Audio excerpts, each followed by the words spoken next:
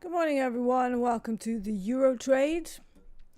Hope everybody had a great weekend. We're going to be starting with some analysis on the larger time frames as always, because it is Monday, but it is also the final day of the month when traditionally we might be able to see some unwinding moves happening, and things can get a little difficult. So yeah. Okay. Starting with copper. And if you're here for the first time, if you just randomly stumbled onto this live stream, hello, my name is Deeyana Angelo, better known as Market Stalker D. And I've been trading for 18 years.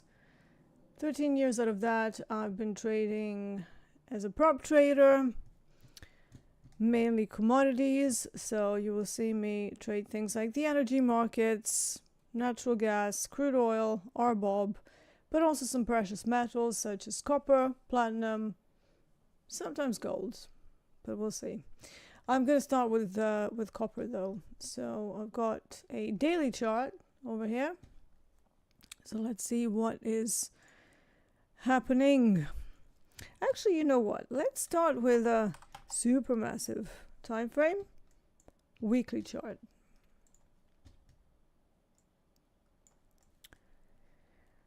Zoom out, see where we are, especially on this contract, because we rolled just a few days ago. Let's see. So the top from this contract, the all-time high, I think it was, is located at previous all-time high was 542.20. Then in March this year, we actually went higher than that at 548.50. 48.25, and then we saw this like unwinding move. It looked like one of the institutions had gone bust or something, and since then we haven't been able to really reclaim that area. That's definitely something to think about, because this is now a new supply, because we went above the previous high. This is now brand new supply, so we have to look at it the same way. Therefore, this is definitely an area of interest. I do believe this little line that I have here is from the previous contract, so we're going to delete that. But the edge of the nearest supply on this huge time frame is up at 521.30, which means that we're not there yet, so we still have a little bit of space until we can hit that area. Verti says, D, is that aircon any good? I'm roasting in London and need a real one. Yeah, this is effectively, like, it's not cheap, so I'm just gonna, say that. But if you are really hot, you can't work, it's worth its money in gold, really. We decided to, we're actually going to be getting somebody in to get water-cooled systems. So we're going to talk about that in a minute. Because there's a company that does like air conditioning units that pipe into water mains, and you don't need an external unit. This one is more like a traditional split system, but you have this ugly hose that goes out the window. As long as you can block off the window somehow, or wherever you're going to put it, you need to have it like pretty tight. If you have the sash window, it's pretty easy, because this unit actually comes with a sash attachment. So you just put that and attach the hose to it, and it works perfectly. I had it in my old house, and for now it's working to kind of keep this room relatively cool, because we have, I have a computer, I have lights, I have, camera, I have a lot of devices that are heating everything up. And today is supposed to be a really, really hot one. I'm only an hour out of London, so we're also going to have sort of like 30 degrees Celsius day. And yeah. But we're actually seriously considering putting water-cooled units in both of our offices. So, but this one does the job. I mean, it cools it down probably in about like 5-10 minutes. So it is a proper one. Yeah. What time is it where you're at? Time is 9:37 a.m. in the morning. So I'm in England. I'm just outside of London. This is like considered, I suppose it's considered like suburbs of London, but it is an area of southeast England called Surrey. It's massive, and I'm pretty we're kind of on the edge between another area called West Sussex and Surrey. But it's still only like an hour 15 out of London, so it's the same weather. And obviously same time zone as well, so yeah.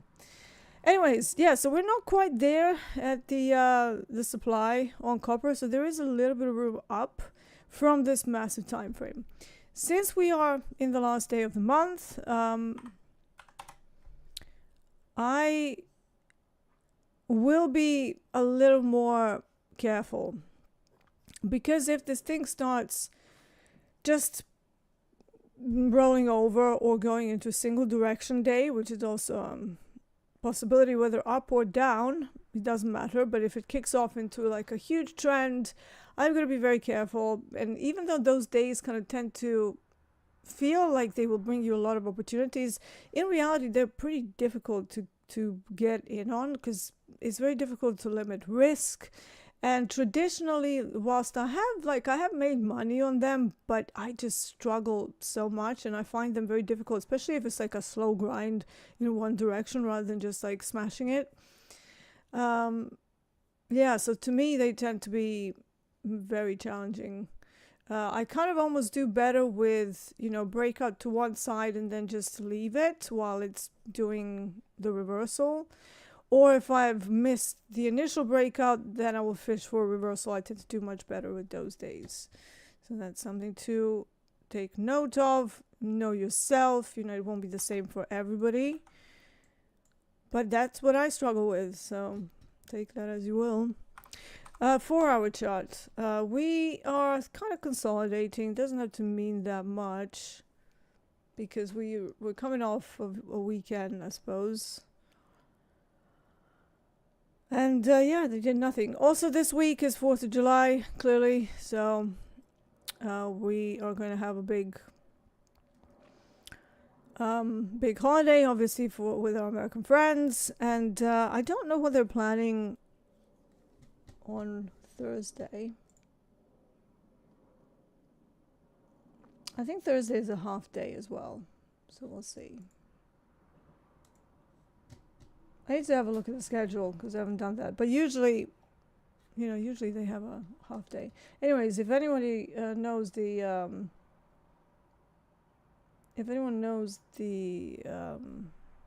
whether we're doing the early close on the 3rd of July, do let me know. Because it would save me from having to dig through emails and stuff. Tom, T3 Metrics, good morning. Good morning, good morning. And Mike Ross says, nice weather in London today, isn't it? Way too hot. I mean, yeah, I've been hiding inside. I haven't been going outside too much because of the heat. But yeah, we do a nice dog walk late in the day, and that's pretty pleasant. So, although yesterday we went around 6:30, that was probably a bit early.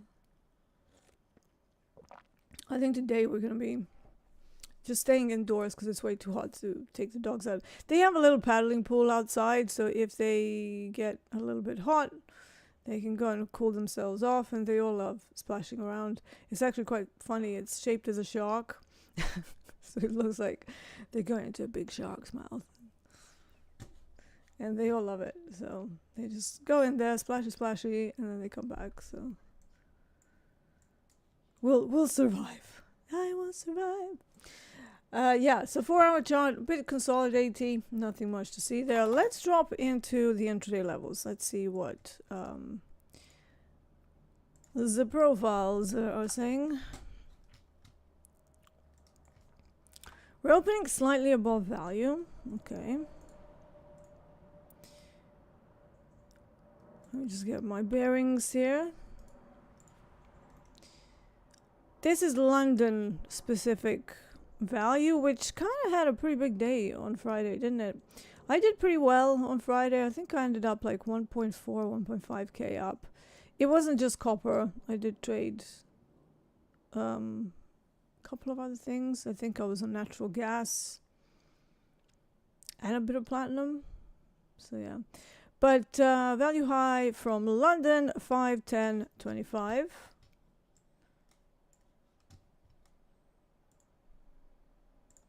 $5.10.25.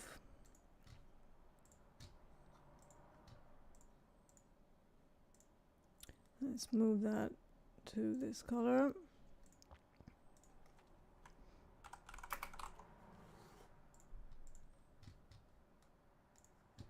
And then, is this too similar of a color for view up, or is it just my camera lights being super strong? And then all the way down, 504.55 is the value low.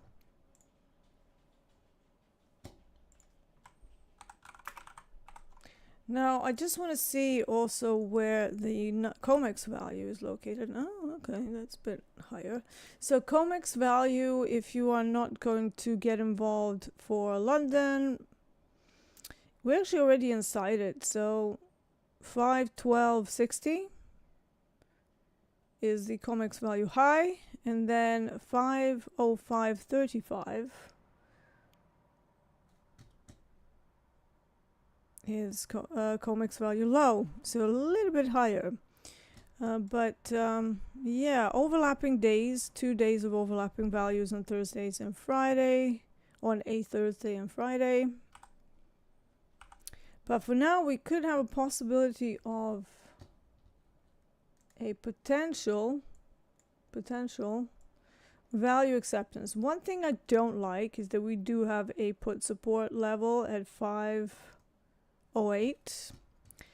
That's from the options activity. So whenever I see that, I am a little bit skeptical about the full value acceptance happening. And it kind of narrowly missed it as well. Now this is end of day levels from the options chain. And that's where they're located. So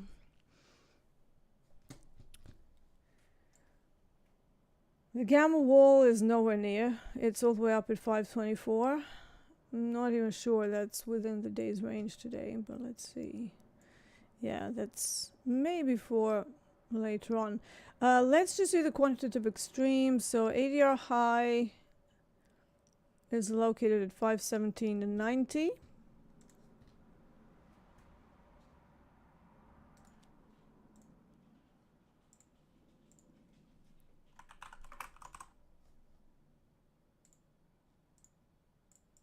Let's make that a dash line. And then also to the downside. It's actually not too far from the London value low, so it's 504.15.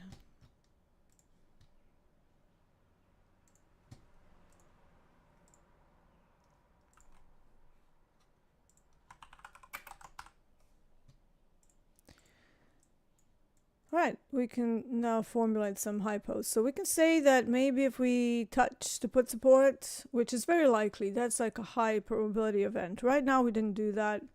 And we seem to be failing the auction away from that. I don't like those sorts of setups. They're a little bit iffy for me because we ideally need to at least touch it. So imagine as if you're a code, you're like a machine code. You basically have a code block that says if 508 is touched, start looking for longs.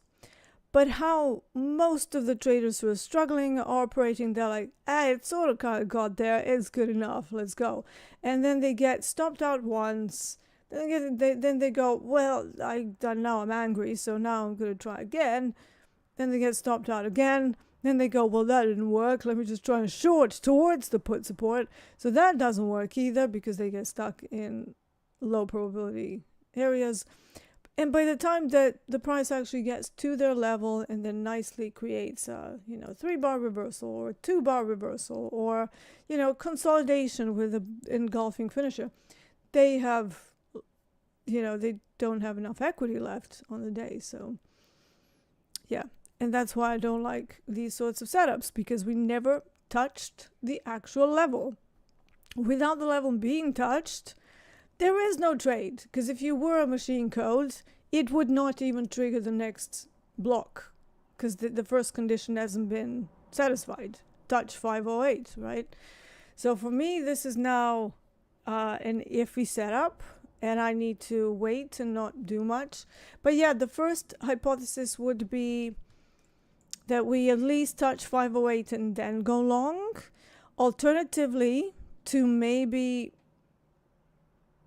be a little bit slow to start, not me, but the market, to be a little bit slow to start the day, and then to wag around the initial balance, and then to go into the value acceptance, which is already on the cards right now, and start melting through put support. Now, if that happens, that would be a sign for me to not try any longs until much later in the day. And maybe to even try shorts from the retest of 508 from the other side. So if we melt through it, then let's say we go ADR low, go back up to 508, and then keep going. But yeah, so those are a couple of hypos that I'm seeing here. So first one would be put support longs. Second one would be maybe a VWAP short. I mean, do we have any other levels here? We have GEX 2 at 510, which is it's kind of a level, but put support tends to be stronger.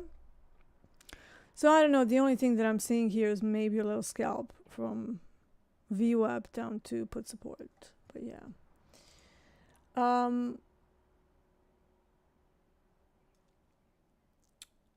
Janine or Janan, I don't know how to pronounce your name. And I'm sorry if I got that wrong. I know you don't trade soy, but can you look at ZS after you're done? I cannot, because I don't pay for ags, unfortunately. So I pay for energies, metals, and YM, but I don't know whether. I mean, I'll have a look at what I've got. Oh no, I do have soybeans. Okay. Oh yeah, because that's CBOT as well. I'll have a look, but I know nothing about them. Like, I literally cannot offer you any any insight. We can just look at it together. But soybeans also, I think they're one of the markets that only trade at the old pit hours. Isn't that the case? Again, correct me if I'm wrong, because I know nothing. I know roughly about like soybean. Oh no, they are. Are they going? Yeah. Are they open? Really?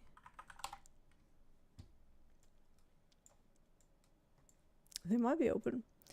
Yeah, very range bound on the weekly chart. With soybeans, it's like any other agriculture product. Like, you need to know when the harvest year is. You need to know the delivery dates. You need to know track weather and seasonality stuff. Like, I literally don't think you can only successfully be a technician. It's kind of like corn. You have to know stuff about it. So I wouldn't be messing around. Like, for example, Coach Hoop, when he talks about cattle, he always takes in the side of the fundamental picture and then tries to match that with the technical. So it's almost like you have to start from the macro to gain a better understanding of physical supply and demand, and then you go down. So we can look at this, but I know nothing about it. Like, the only thing that I know is that there is only one type of soybean oil, which is not soybeans, it's soybean oil, and that's because it was on my Series 3 exam. And it was a trick question. because they were asking, the question was actually, what was the question? What type of soybean oil needs to be like delivered, and the answer was like grade 1, grade 2, premium grade, and the answer is there's no such thing, because the soybean oil that's being delivered by the exchanges is all one grade. It has to be of a certain type. So I was like, okay. So I committed that to memory. Guess what? It was on my exam. So apart from that, I know nothing of soybeans. I'm sorry. I would love to help, but as much as I may seem like I'm, oh, I trade multiple things, I am still energies and metals. And so I tend to stay in my lane. Like if I'm going to trade lean hogs or something, or live cattle, I will ask Hoop what he thinks, because I can see that technically there's something going on. But if we have a potential for a single direction day, it will be driven by the fundamental reasons. So not necessarily. But yeah. Yeah, Sandy, it's going to be 30 degrees here as well, which means it's like 30 degrees in England feels like about 42 degrees in Belgrade. I can tell you that. I don't know why. And, it's something to do. I think it's because we are in the same geographical area as kind of like Canada. And obviously Canada is pretty cold, whereas over here we tend to get these like weird heat waves. So maybe it's the position of UK in relation to, I don't know, how the weather should be, and then it gets very hot because it's not meant to. But these years, recent years, we've had terrible heat waves. It actually did hit 41 degrees one year. The puppies were only small, so we had to keep them inside. Oh my god, guys, I'm dying for a vape. This is torture. Coffee is gonna have to do it. That whole idea of me not doing coffee in the morning, yeah, that's not happening. So yeah, I'm just trying to maybe have less of it. But yeah, I can't. My brain just does not function without caffeine in the morning. I don't know whether it's because I used to be a night owl or what, but I just wake up and I'm literally a zombie before my coffee. So don't even. Brian says put support seems to have been run through many times. Does that give it less reliability as a level? So you see, the way I look at this, you know how I say time of day is a level?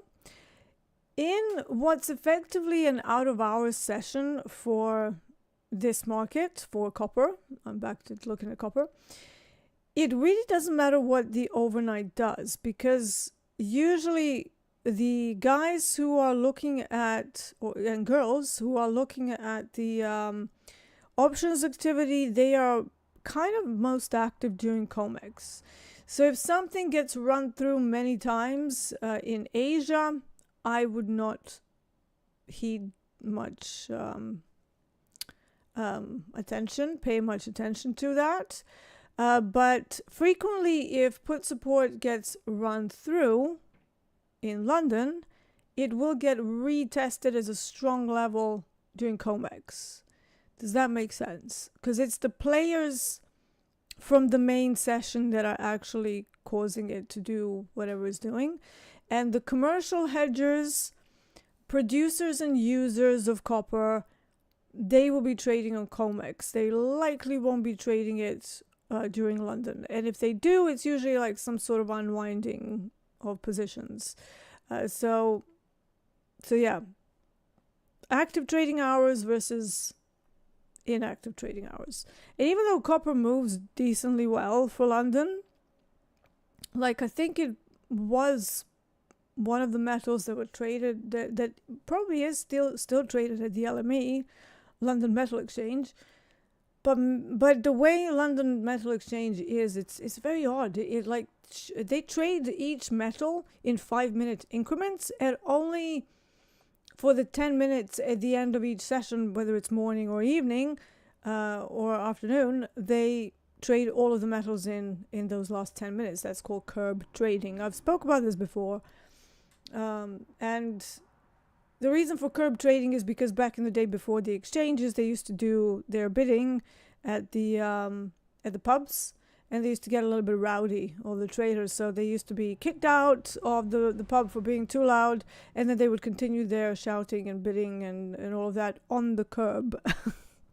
In America, you call it the sidewalk, but over here it's called the curb. So ergo, curb trading, right? So yeah, I don't know how much weight, trading copper in a 5-minute time frame will do, because they also trade aluminium, they also trade nickel, like a whole bunch of weird metals, and each one, like I said, in 5-minute increments. So I wouldn't think that in those 5 minutes designated for copper that they would necessarily put up enough volume. But I don't know, maybe that's why it moves crazily. In fact, I just wonder, Jerome has joined us. Good morning, good morning. Good to see you here. So yeah, I just wonder whether I can maybe look at when copper trades.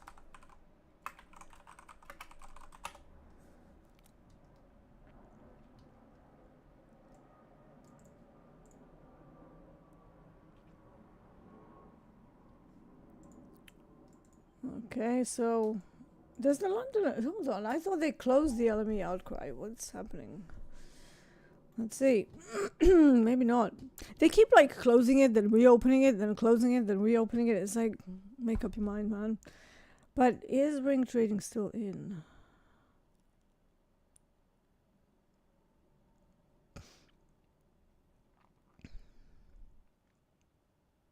Yeah, okay.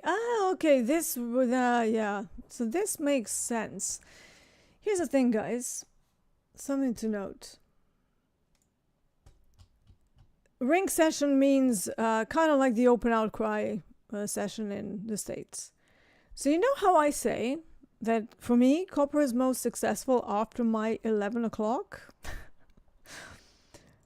So look at that.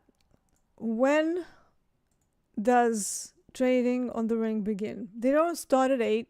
They don't even start at 9:30. They start leisurely at 11:40 a.m.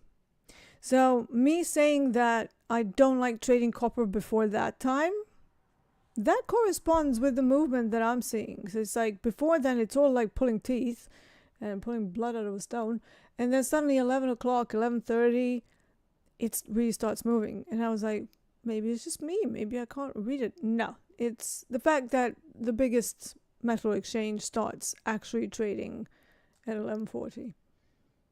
So yeah.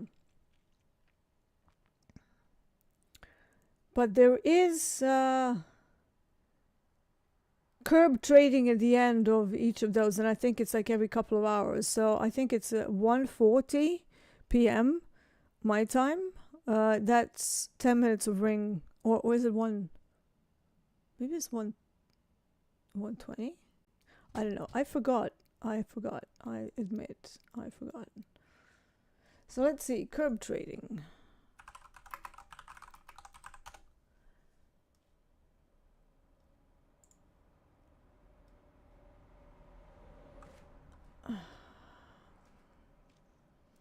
There we go. Curb trading. Yeah, they trade cobalt. It's crazy. So ring first session. Right. So here's what they trade. So ring 1. So this is the first session. It works in 2 sessions. The first one is 11:40 till 12:25, and then they trade aluminium. Then they trade tin, all in 5-minute increments. It's so weird. Then primary aluminium, whatever that is, copper from 12 to 12:05, lead, zinc, nickel, cobalt. And then this interval is probably just to get ready for the next session. And here's curb trading. Yeah. So 10 minutes from 125, okay, to 135. So that's curb trading. And that concludes the morning session, right? That's it. And then they have the same thing for the second session. But weirdly they... Oh no, so that is it. Do they have curb trading for the second session? They used to. But I don't think... Yeah. And the London Metal Exchange actually corresponds with sort of roughly Euro close. And my dogs are barking. Again, probably nothing. They're going to come around the office because I have a big garden, so, and like 4 oak trees. So they usually come out this side and they yap. It's like nothing. There's like a mini woodland right next to our place. It's like, what are you barking at? What are you barking at? But yeah, interesting to know that, you know, when I talk about my Euro close setups, it corresponds to the times when obviously copper and zinc and a whole bunch of other metals stop trading. So that's interesting. So keep in mind these times, you know, go and convert them from British summertime into your time zones. It's actually a really useful thing if you're going to trade copper. And I'm going to plop that into the chat so you can have it. But yeah, so me saying, oh, you know, don't like trading copper before 11, it has nothing to do with just me and everything to do with the fact that nobody is really trading copper at this time of day. So I don't know, maybe we can change your trade to start a little bit later. I might pitch that as an idea at some point. But yeah. Anyways, let me just close the door. So I'll be back in 1 second since I left all the doors open here because of the doggies. So give me a second.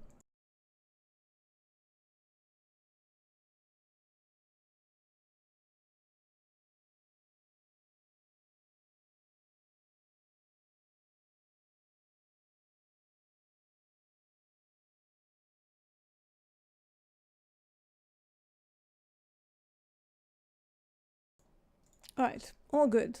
All good. Let's have a look. What about ES?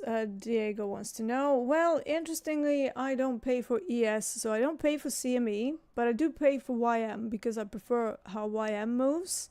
And I tend to be better at reading YM than ES or NQ. I actually find YM is quite similar to DAX.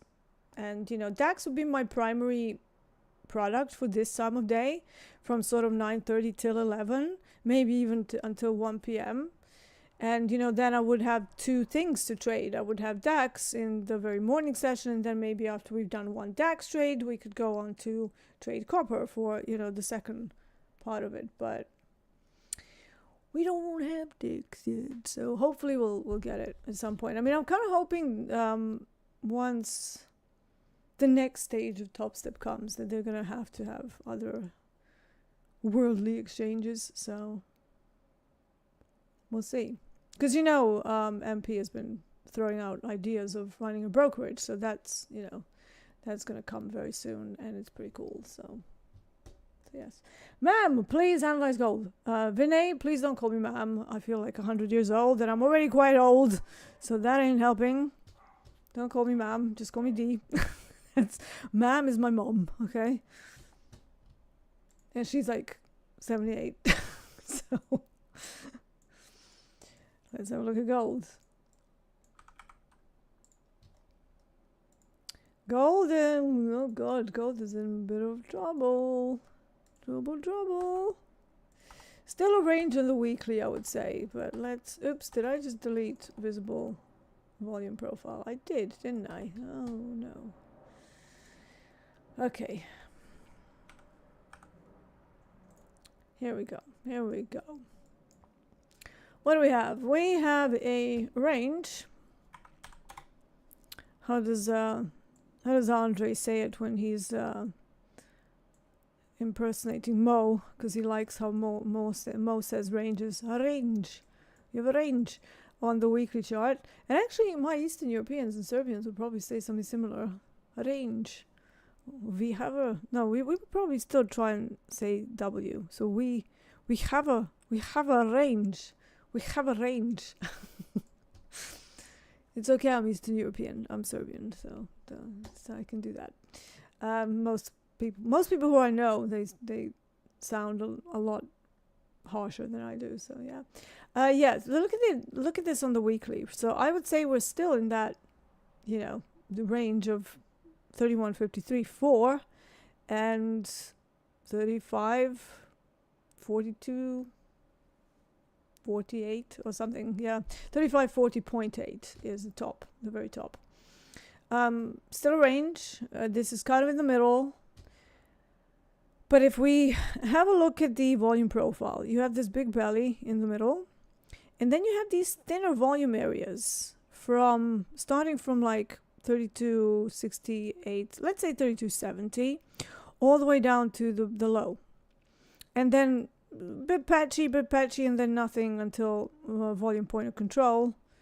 That's all the way down 27.56. But yeah, that's very far away. What we have at the moment is a possibility. Yeah, we could possibly bounce from this low volume area, but it's feasible. It might want to go and test 32.34 before it bounces. So literally where the opens and closes of this little structure, 2-bar structure, is located. Wouldn't be surprised if we see it coming down there. Why? Because low volume areas on the first try after they've been created, they tend to bring these like quick reversals. They can also go through them very quickly, but it's more likely that they would actually reverse on the first try and then maybe bleed through them on the second and third try. So keep that in mind. There's still some room to the downside, but let's have a look at the daily chart now that we have that. No good reversal patterns right in this immediate area. And again, the actual low and the bottom quartile of the high and low established swing that we have close by is really not until we get to, just like visually looking at it, from 32.18 would be Q low, quartile low. That's my concept, just to make sure you're not getting involved in the middles of the middles if you're looking for swings. Because anything that happens here, it's a lot lower probability than what could happen up here or down here. Just keep that in mind.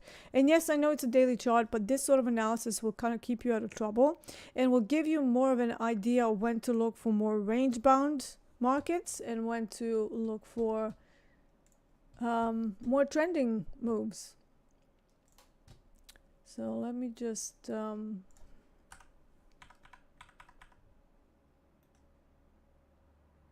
look at the profile over here. So yeah, but I would guess this kind of has more room to the downside, just purely looking at it from a technical perspective. I'm looking at some options activity here. First and foremost, we opened above value from London, went straight into a value acceptance, and that's never a good thing. So let's have a look at a 4-hour chart. Again, Asia, very spiky. It's a bit scary that, but there's no trend. It was mainly just range bound with one shakeout. And when was this? This was right at Tokyo Open. And then it just pulled all the way back up. So this is a pattern that you can take advantage of. What technically tends to happen is that Globex or Tokyo will do like a fake out. You know how I talk about Frankie fake out? Well, there is such thing as Globex fake out as well. And I'm seeing gold exhibiting similar behaviors whenever you have a meaningful shakeout at the beginning.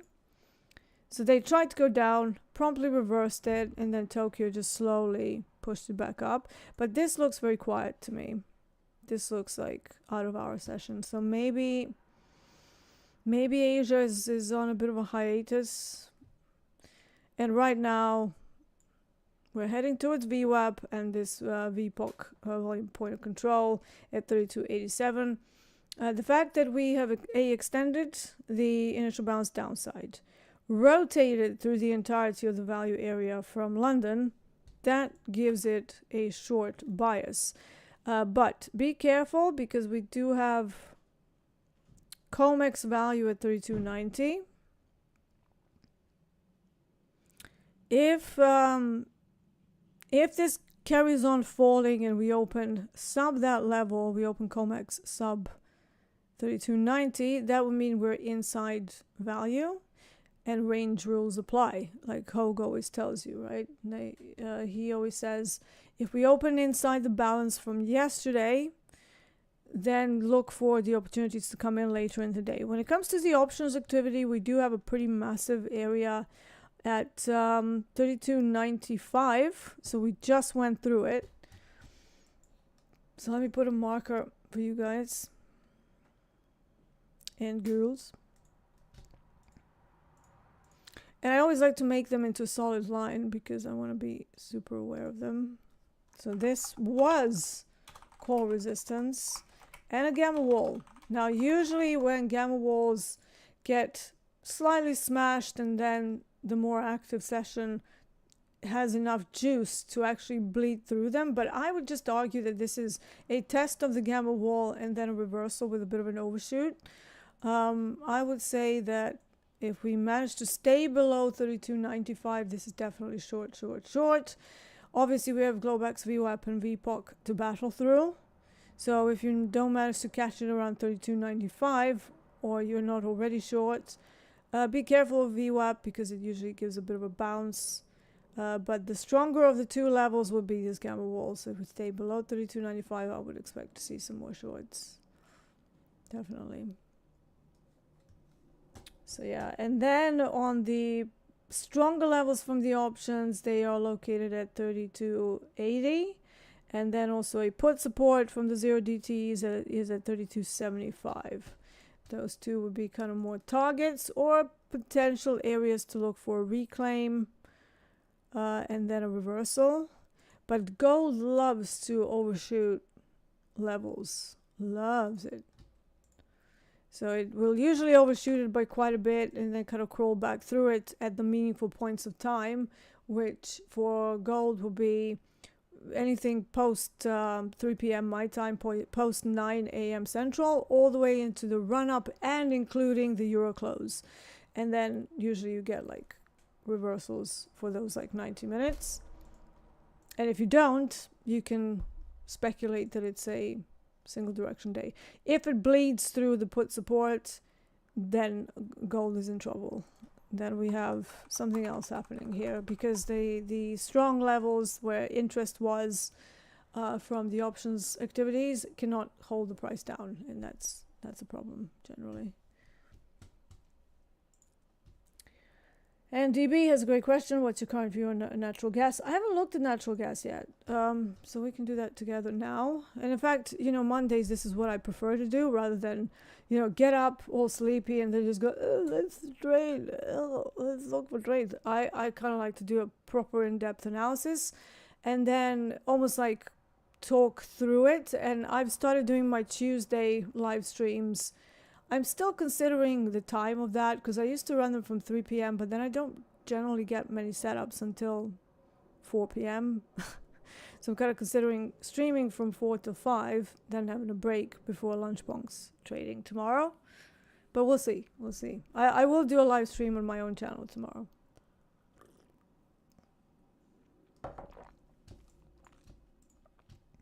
All right. Natural gas. Let's have a look. Again, weekly chart, just see where we are. We just rolled. This is now a new contract. So we were in NGN. Now we are in NGQ. Nothing much to glean from that, which is why I want to look at the monthly chart. I would say this is still a range. Again, middle of the range, right in the middle of VPOC. Brilliant. That's a terrible trade location for swings. So I wouldn't be surprised if this carries on falling. I mean, it's going to take quite a lot of effort for natural gas to keep going back up. They certainly tried. They certainly tried. This was a smash through the previous high, and then very good attempt at going higher, but it completely failed. Ended up with a bearish engulfing, creating a new supply, brand new supply. Actually, let's not do that. Let's do this. So the reference supply, nearest sort of edge of that supply before the market shift happened to the downside, is 4.477. So 4.477. I like to fish for round numbers around there, so 4.5 would maybe be a good one. To the downside, I mean, this is also it's not very well defined on this chart. So let's go down to the weekly. So this is the monthly supply. Ew, this looks pretty ugly as well. See, so what makes it ugly is the fact that there's no decisive moves away from it. It's like we try to go up, then we sell off. We try to go up, then we sell off. We try to go up, then we sell off. And it's not really a smooth trend by any shape or form, but it definitely has that downward bias. So this hot weather that we're having over here, I don't know how things are in the Midwest and stuff. Like, is it hot weather? But you know, it's probably going to take some sort of an elementary disaster to bring natural gas up, unless there's some developments with Russia. I know we had some news.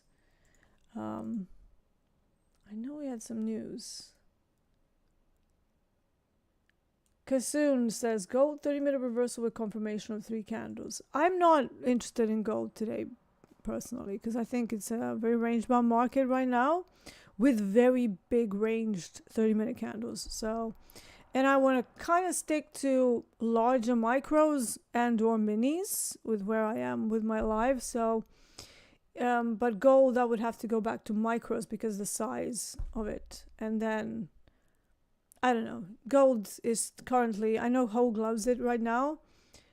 I'm not that keen on it. I think that copper and platinum are offering smoother moves that are easier to stay in on, if that makes sense. But yeah, natural gas, downward bias, very sketchy on the large time frames. It's never a good sign. A little bit of a low volume area, but it's so small that it's a bit unreliable. With the LVNs, I like to see them pronounced more, like to actually have a proper trail, because they are equivalent to single prints or whatever you want to call them, like FVGs or whatever. They're similar. In fact, I would argue it's the same concept, but hey, I've been around for a million years, so maybe I'm just old. Yeah, all of those concepts, it's basically the observation of exactly the same thing, just named differently over different eras. On the daily chart, we kind of have an established, better, smaller range. So maybe that's something to take note of. High would be very well defined high actually on here, 433. There is another one, but I would call this more of an offspring supply. So it popped into this one and then reacted, so it's not fresh. I would prefer to have the defined high without any messiness and other highs that are sort of coming into it. Similarly, we had a demand, but that got broken, and now we have a potential reversal from it. The reversal is pretty strong. Is this stop run and reverse? I don't know, because this is all still in a downtrend. I wouldn't trust it. Could be a dead cat bounce. Meow. Could be a dead cat bounce. And if Dolby's watching, I'm sorry, mate. I don't mean harm to Gus. It's just you know. Is there another name for, you know, failed bullish engulfing? Maybe we can just call it a failed bullish engulfing. Be kind to cats, right?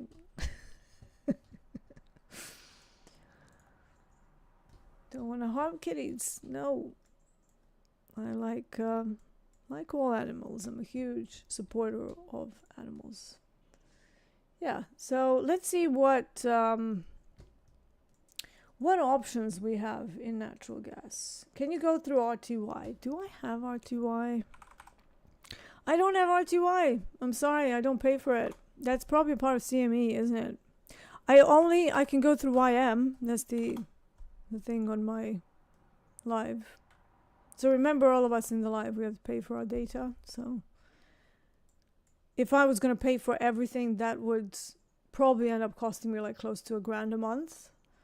I'm trying to keep my costs limited to the markets that I trade. Like, why would I want, you know, to pay for RTY when I've done like 2 RTY trades in my life?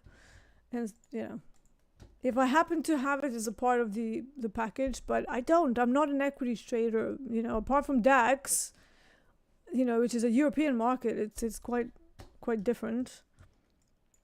Very orderly. Like the Germans, very orderly. Yeah, and it's very smooth and decisive and pedantic, and, you know, I love it. So we don't have that, but I wanted to have an equity index, and I thought, well, which one do I resonate with the most? Now, YM. Okay, I'll just buy that then. So yeah, sadly, cannot go through RTY, mate. I do apologize. All right. Let's have a look. Natural gas. Carry on through the 4-hour chart.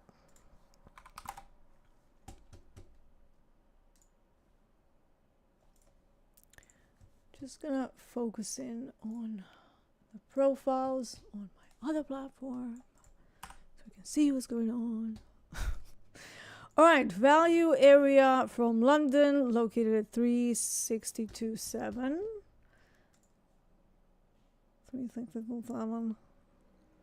There it is. And then the bottom of that was pretty small because it's an out of hours session. 360 roughly.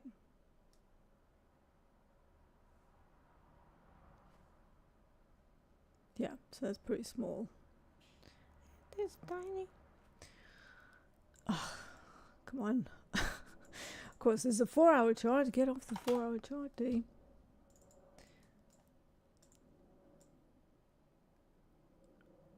Alright, so very, very small. Already nearly halfway through it.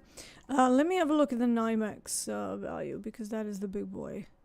Okay, and I'm going to put those in my purple lines rather than a box. We're opening below it. If we stay below it, that would give me a pretty decent indication that we're quite likely still inside that downward sentiment, downward bias. But if it opens up too far away, like if we fall down to 356, 350, there is a chance for mean reversion back up. In fact, that was the setup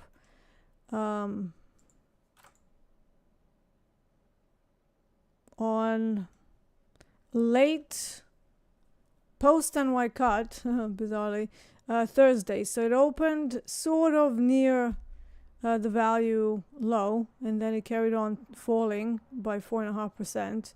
Hit the ADR low, reversed,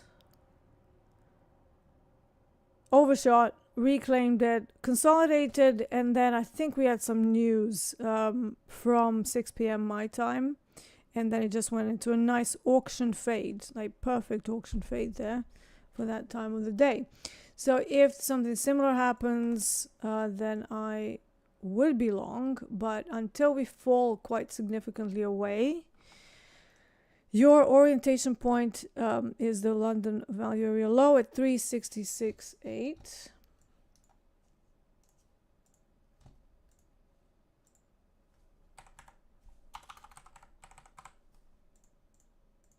So this will be NYMEX, value low. This will be valid for later on. Style. Just seeing if I can maybe make this in a different... How about this? This is sufficiently different than...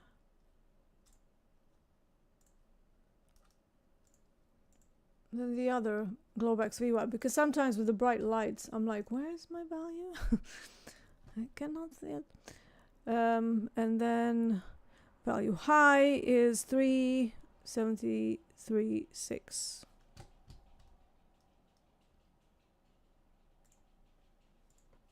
Right at visible range, volume POC. Okay, so that is NYMEX.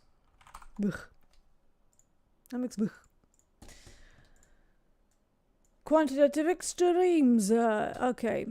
ADR low, because if it's falling, we want to know if it's getting overshot or if it's being reclaimed, is somewhere around the round number. It's actually 352, but 350 is usually a pretty interesting level in the options. So I haven't looked at options yet, so we'll do that.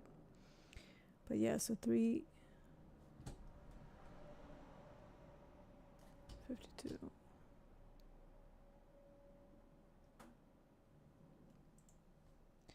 And let's give it a little bit of color. That's the average daily range low, and then average daily range high, 3774.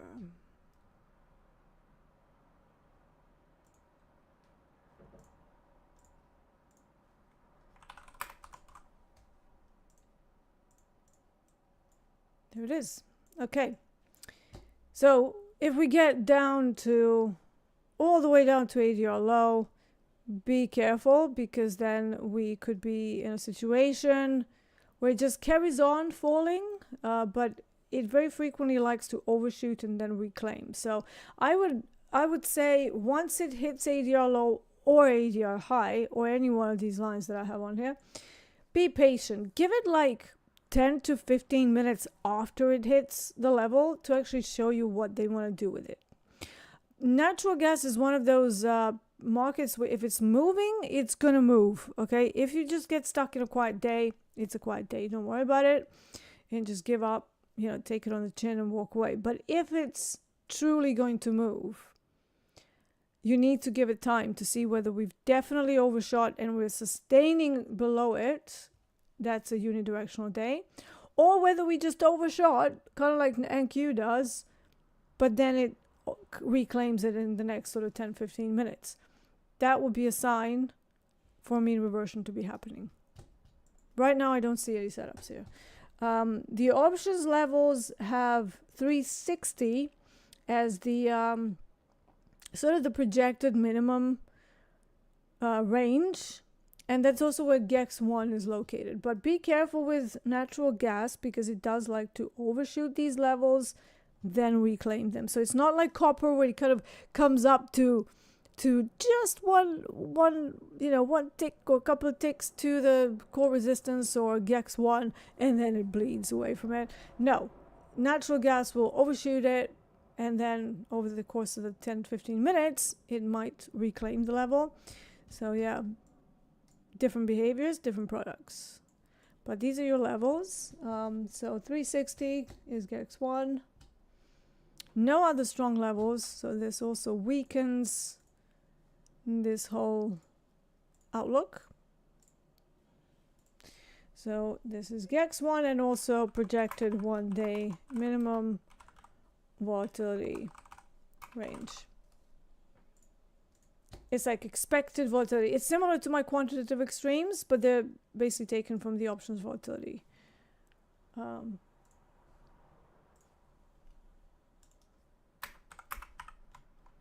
This makes more sense. I was like, what did I write there? Christ.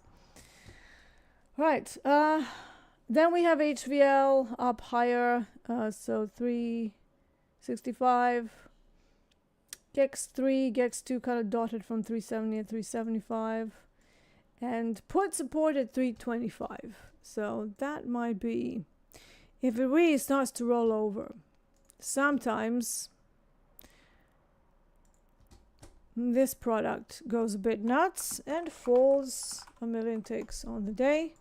So worth noting that there is a put support, and it's especially crazy on the downside. It's kind of like crude oil. It does tend to have a short bias unless you have a hurricane or sort of adverse storm weather. In that case, it's gonna start to go up. But yeah, keep that in mind. Right.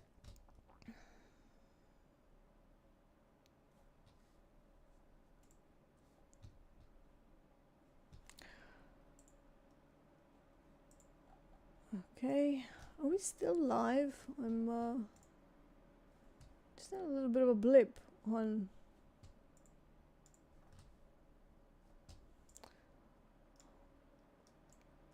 Was that a blip on my Wi-Fi? What's happening there? I do not know. So yeah, we're still live. Because this happened once time. Okay, yeah.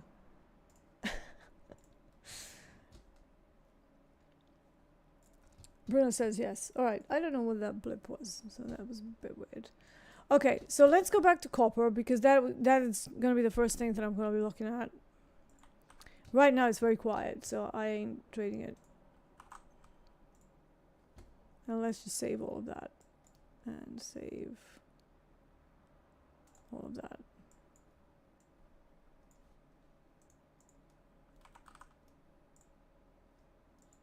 There we go. Yeah, just hovering around London value high, trying to go higher. I mean, I don't really see much. There is a possibility for the value acceptance, but again, we're halfway through the initial balance, because this is where the initial balance is.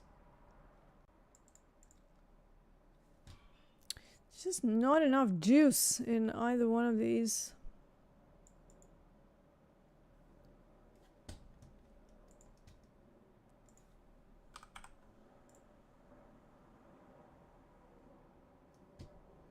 Did I give you ADR for gold? I don't think so.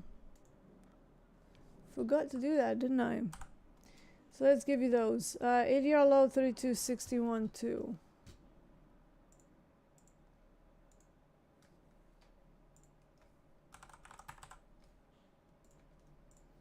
And then ADR high.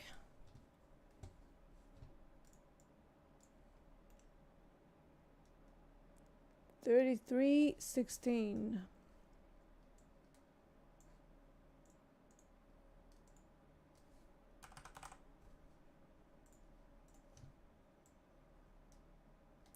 So that's what you're working with. And the idea is that for the best, strongest setups, you want to use either put support, core resistances, or ADR high, ADR low. So the best setups that I see is when one of these tends to match either the ADRs or the value areas. Otherwise, it's somewhat weaker. It might still work, but you remember what I said on gold. Be careful of VWAP. See how it's bouncing? Let's go down to a lower time frame. Let's go down to 2-minute chart. So it basically went up. Why does that change?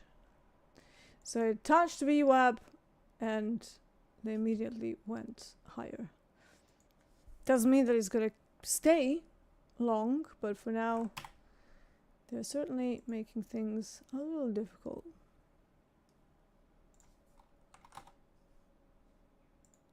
Did I just accidentally delete VWAP? I think I might have done. How did I do that? It's like,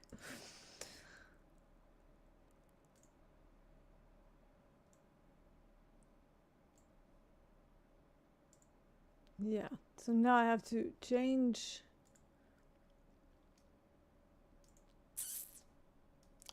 inputs. I actually prefer this setting. Century.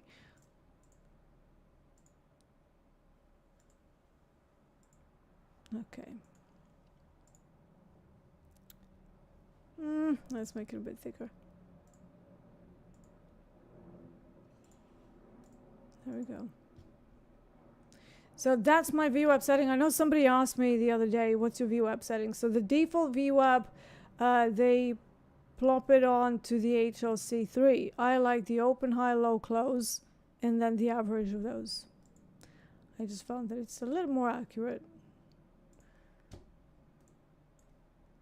Just in case you were wondering what my VWAP settings were.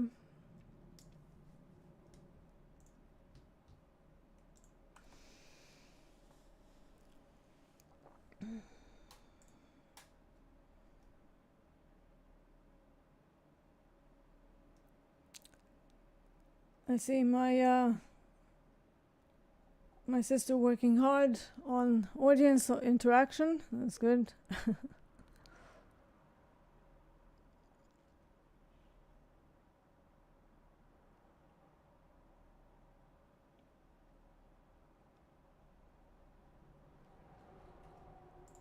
Alright, so yeah, no setups yet, guys. Maybe we can finish it up earlier and then save our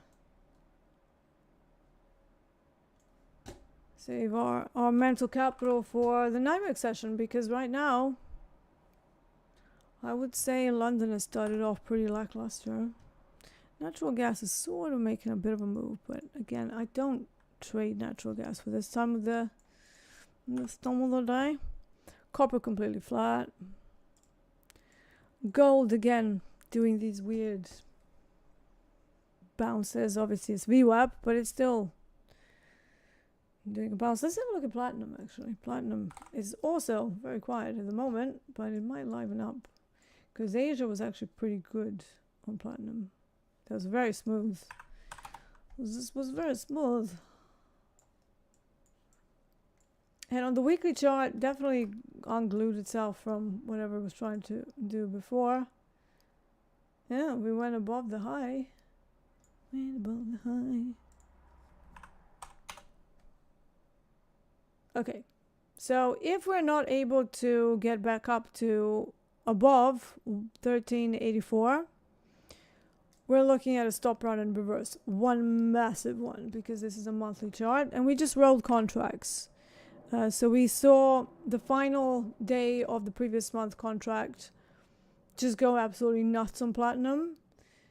And now, after all of that is done, we're back into that range. So really depends what they want to do with it today. And if they can't push it back over that line in the sand area, we might be due for a pullback. But if they do go higher, well, we have more potential for further upside. Right now, 9 EMA on the daily chart is still reactive, but we have a conflicting information here with a bearish engulfing that is reasonably strong. So that could be the beginning of the new supply, because we already have a reaction after the big smash of the big level. So we'll see. I would like to see it go below this 9 EMA on the daily at the very least. But we do have a gamma ball up at 1400. So that would mean pushing back into this supply. If that starts happening, it means that the edge of the supply is not being reactive, and it's likely more to be a range or a continuation after a bit of a sell-off relief, I suppose, after all that madness. Yeah, other than that,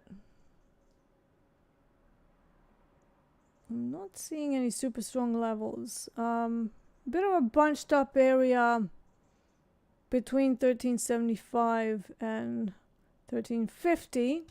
So maybe 1350 could be one area to look out for further longs, primarily because there's a bit of distance between all the other levels in that one, and that's GEX1, so it could be strong. Although, hold on, I do have, let me just check something really quickly. Because there were not enough. Did they do it? No. All right, so yeah, what I'm doing on platinum, because the new contract still doesn't quite have enough options activity, I'm actually converting it from the old contract, which can still carry the weight. So yeah, 1350 and 1400 as like sort of pivotal points in the options.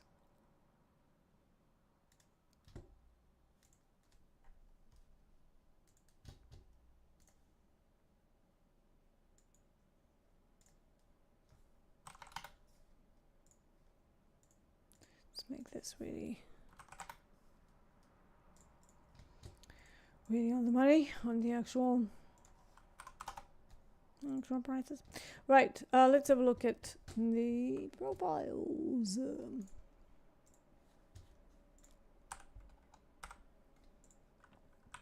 London profile, again, similar to gold. We open above value. We are trying to go into value, but having trouble at VWAP. So right now, nothing much to speak to. Conflicting detail. NYMEX value was created at 1358. That's value high. Sorry, COMEX value. This is platinum. And then the value low is 1343.7. So let's go down to the 30-minute chart. So in case you're going to trade platinum later, those are the levels. Press the wrong button.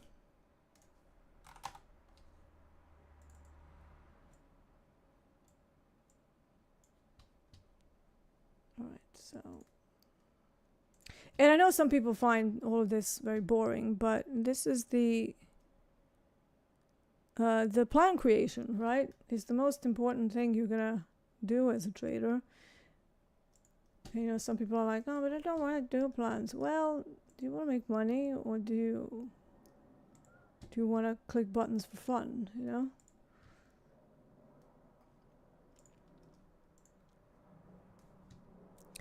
Uh, 1358, okay, and the other was 1343.6.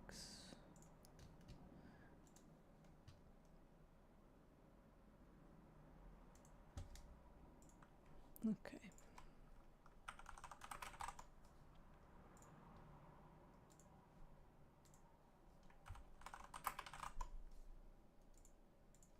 And one last thing will be the quantitative extremes. ADR low is 1327.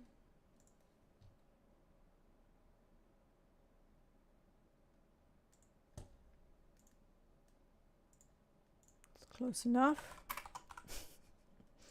Because it's not, you know, like it needs to be touched, but it's not an exact science.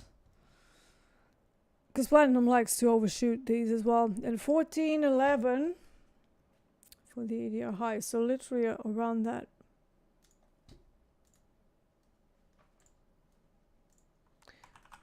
options level. So yeah, all right, so that should be it. That's all of my instruments of interest, and right now I'm really not seeing anything that great. All of it is kind of trying to decide what they're going to do at the end of the month. And because it's a weird week, you know, it's going to be a shorter week, so they might want to just try and smash everything into like one day or something. One other thing that I want to have a look is the calendar, right? What do we have this week? So we had some China PMI manufacturing, but it doesn't seem to have brought that much interest up. Like, I mean, gold did come up a fair amount on that. Neither a good nor a bad number. Okay, what else do we have? Tomorrow we have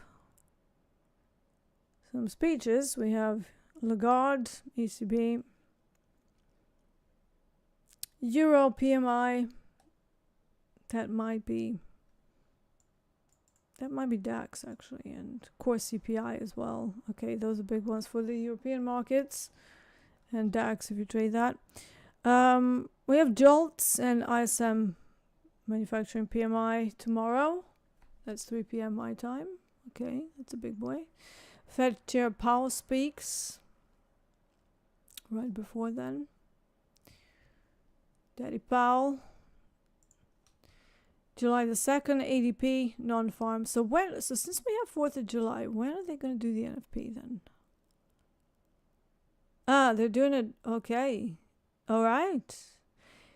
So we are going to have a non-farm Thursdays instead of non-farm Friday. They decided to move that a day. So be very careful. So obviously it's 4th of July is a holiday. So they decided to move it one day before. It used to be moved to Mondays whenever we had a holiday, but so that's going to be crazy.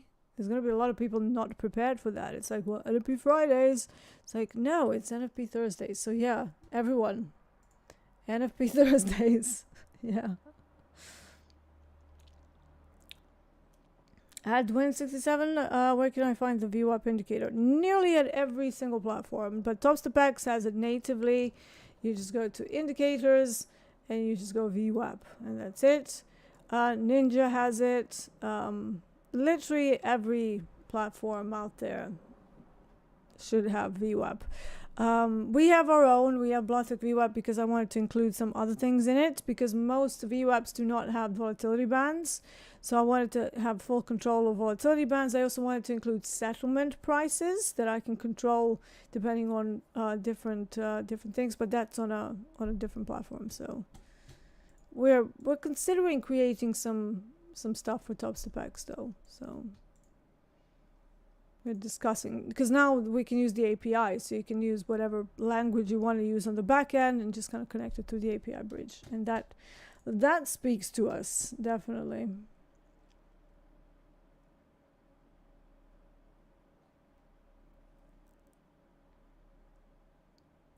Did I miss some? Lena says Palantir is not my favorite anymore. Okay. Why? I mean, I'm long for years, since $9, so I'm not selling. To me, this is nothing but a little blip. A little blip. Like if you look at it on a 5-year, like it depends what you're trying to do with it, right? If you're just kind of trying to day trade it or doing a few shorter dated options, then yeah, I can understand that. But if we look at the period of 5 years and what that looks like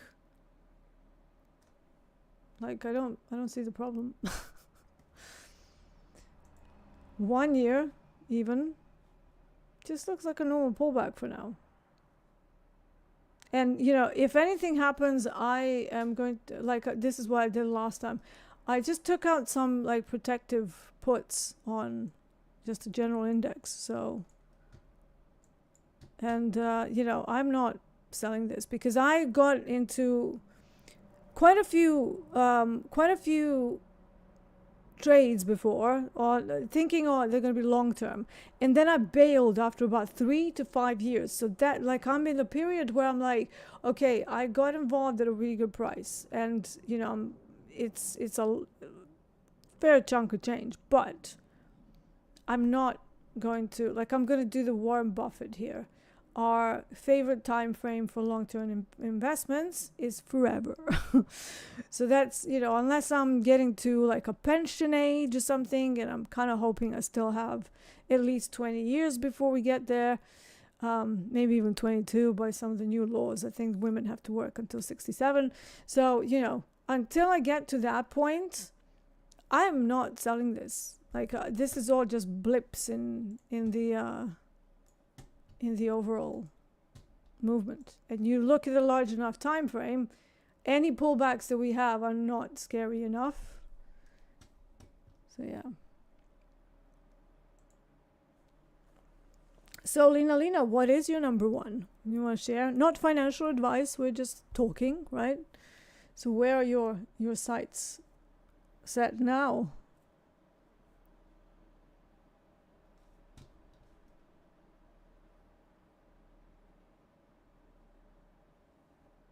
Says, yeah, it's hard to hold for a long time. Never done that before. Yeah, I've done it a few times, but again, 3 to 5 years seems to be my max. So I'm trying to push that discomfort of mine, because it's obviously me. It's nothing to do with the stock itself. I did it with Bitcoin. I was in from 4,500, and I was in XRP from when it was like, I don't know, it was like, I don't even know what's it at now. I think I was in from 16 cents. Like, it was really, really low, right? Anyways, whatever it was, 2017, that's when I entered. And then I took both of them off. A Bitcoin was around 20,000. And I thought, that's a great trade. You know, I went in at 4.5. And then the thing went up massively during COVID. And I was like, what an idiot. You know, hindsight is 2020 always. You know, hindsight capital is strong in this one. But it's a Bill Bailey joke, by the way. He says force is strong in this one, which is I think it's like a West Country accent or something he's got. And he says it as if you know, they're talking in regional accents. So yeah, but yeah, I just found that I have this penchant for finding really good stocks and products and then not quite holding them long enough. So I'm trying to change that. I kind of have the opposite problem for my intraday trading, which is not really a problem because I can stay in on really good moves for extended amounts of time. That's not my issue. So yeah, but when there's no such areas, you know, when we don't have swing areas, then obviously I have to look for smaller opportunities. So now I'm back down to looking for 2 Rs, maybe even 1 R. So we're talking 35 to 70 ticks profit. And just, you know, hit and run. You get your 2 R and you get out. So that's the name of the game for the summertime for sure. So, yeah. Does Topstep have cumulative delta yet? No, I don't think so, Phil. We've been asking for things and we haven't gotten it yet, so we'll see. You know, they're gonna hopefully accelerate some of the projects that have been hanging. You know, we have Hogue and me using TPOs. We still don't have TPOs. We have Coach Robert using range bars. Still no range bars. But yeah, you know, it's one of those things. So we'll see what happens in July. You know, we have some big things in store. And yeah, so I think I'm going to finish it up here a little bit earlier.